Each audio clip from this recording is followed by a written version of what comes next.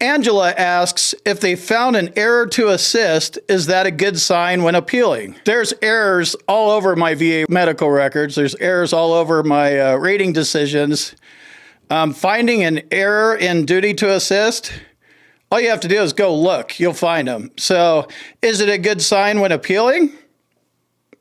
I don't know. Typically, a duty to assist error means, like in a higher level review, like, yeah, we found out that they fucked up, so we're going to send you to another C&P exam. So it's a good sign, but you're going to another C&P exam, and I sure hope you have a diagnosis, symptoms, and nexus, or nothing's going to change. Is it a good sign? Might be. Better answer is going to be, we'll find out when you get your decision letter. I'm trying to get a common theme going, right? Diagnosis, symptoms, nexus, decision letter. Don't need to speculate. Pithy Plastics asks, I have sleep apnea that really didn't start until a couple years after I got out. I also have tinnitus that was never diagnosed. What are the odds of getting these connected after the fact? This isn't a crap game, right? There's no odds here. You either have a diagnosis, symptoms, and a nexus, or you don't. So if you don't have those things, you're going to lose. Claim denied.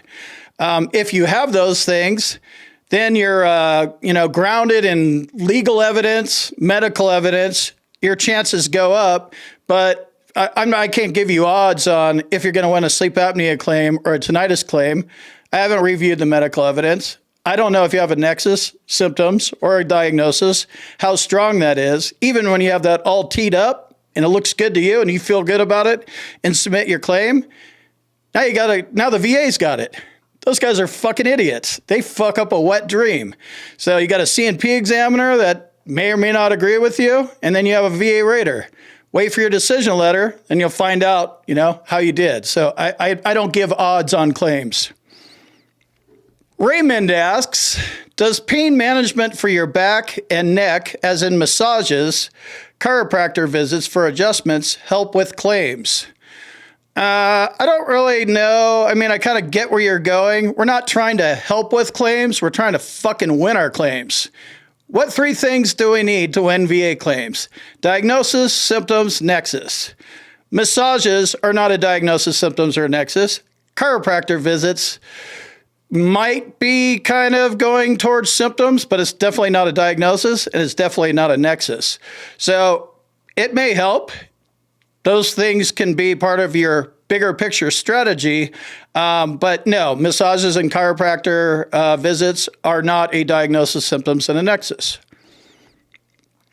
Kevin asks, I just recently got a 100% disability rating on e-benefits after filing for an increase. It shows 100% for total disability, but my benefit letter says 70% P&T paid at 70%. Does this mean TDIU? If it says you're 70%, but you're being paid at the 100% rate, that sounds like TDIU to me, and 70% P&T. So you can be 100% TDIU P&T. You're done. Welcome to the Hundo Club.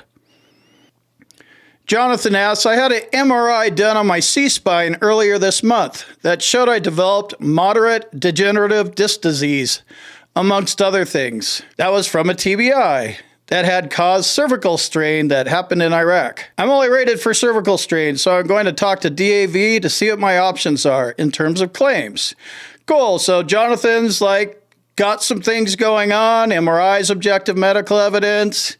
He's got DDD, degenerative disc disease going on.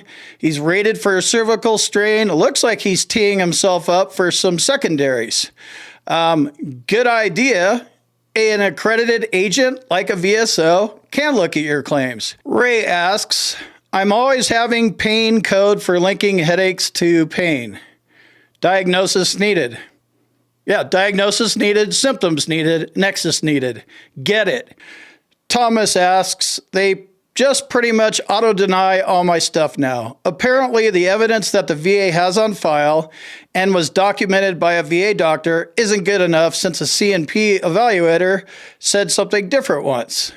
So this all comes down to auto-deny my stuff. So if you do not show up with a diagnosis, symptoms, or a nexus, they don't even need to give you a C&P exam.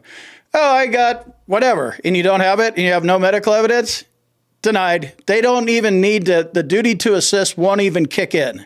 So know that first. Apparently the evidence the enemy has on file isn't favorable to you? No shit. Why do you think I call the VA the enemy?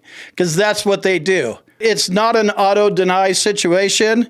It's you're not proving shit and you don't show up with new and relevant evidence, if any at all. That's probably what's happening. Again, I'm just speculating here. Don't worry about speculating. When it's your turn to do something, before you file a claim, before you appeal a claim, do it. That's when you dig in.